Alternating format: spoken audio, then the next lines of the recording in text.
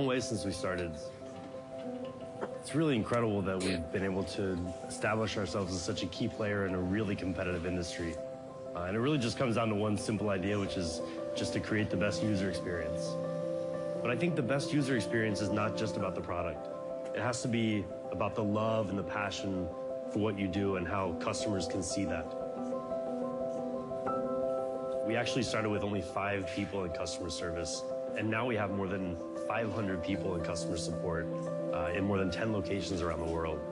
So if a device needs to be repaired, all you have to do is contact us through one of our many different channels of support, and we've got everything taken care of for you. Everything from pickup and transport to repairs and returns.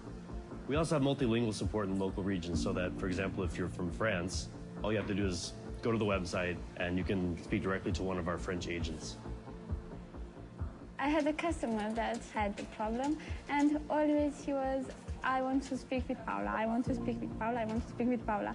We are here to help, so they are coming like, I don't know how to explain. If you want, I can say in French.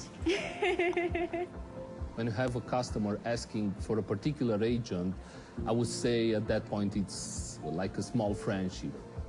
Because we sell all our products online, naturally we're a global company. But a big step for us was to open our regional locations in Europe and the US. Now our warehouses and repair centers are a lot closer to customers, so this has actually helped us to reduce the turnaround time for all of our customer service matters by more than 3 times since we launched the OnePlus One. Our facility here in Texas is to repair for all of the United States. So if we receive your phone on Monday, it'll ship to you as soon as Wednesday and be back to your home on Friday. We'll do everything to fix your phone and get it back to you as fast as possible. We're a family that grows with every new user that we have. And that's, I think, what our customer support is really all about.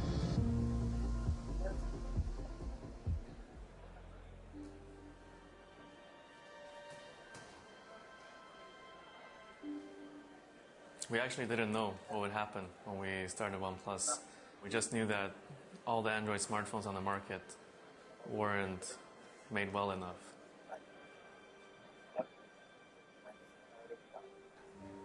At the beginning, it was a bit basic, everything that we were doing. We didn't have an actual budget. We just had, like 3 or 4 people with 3 or 4 brains to use, and that's essentially what we did. And when you tried to hire people, it was also very hard because it was something that no one had heard about before, so it's understandable. Why would they want to join this unheard of thing before in Shenzhen? Even though there were some initial challenges, the announcement of OnePlus generated a massive hype. Early adopters gathered on the forum, creating the foundation for the community. We were very excited back then. We were doing all kinds of little conspiracy stuff. Thanks to the dedicated fans, the community around OnePlus kept growing through word of mouth. When the OnePlus One launched, the community had reached tens of thousands. I stayed up till 3 in the morning to watch the launch. It was very, very, very, very exciting. A startup called OnePlus launched a low-cost phone today called the OnePlus One. The specs were released. It was amazing. It was fast, great camera, unlock, good memory. I was bringing it to work and everyone was looking at it. What's this phone? And oh, it's so great. The first time holding the OnePlus One was completely different to the smartphones I'd had before. It felt really good. The hype was kind of like out of this world. It was something absolutely crazy. When we launched the product, we got 3,000 requests per second to our website, and it went down immediately.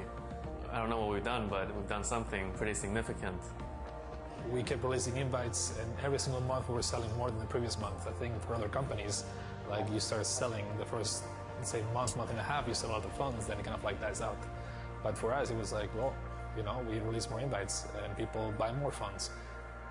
I remember talking to Pete about what our goals should be, and we said if we can sell 30,000 phones in our first year, then it means that there's enough people out there who agree with our ideas. but we ended up selling almost 1 million phones in our first year. So that's kind of how everything started. After the huge success with the first phone, they began preparing for the OnePlus 2. With loads of confidence in this super hype brand, what could possibly go wrong? Hype is a very effective way to break through clutter. But now that you've got my attention, what are you going to do with it? If you're not able to meet the expectations, then that same hype can backfire on you with the same level of intensity.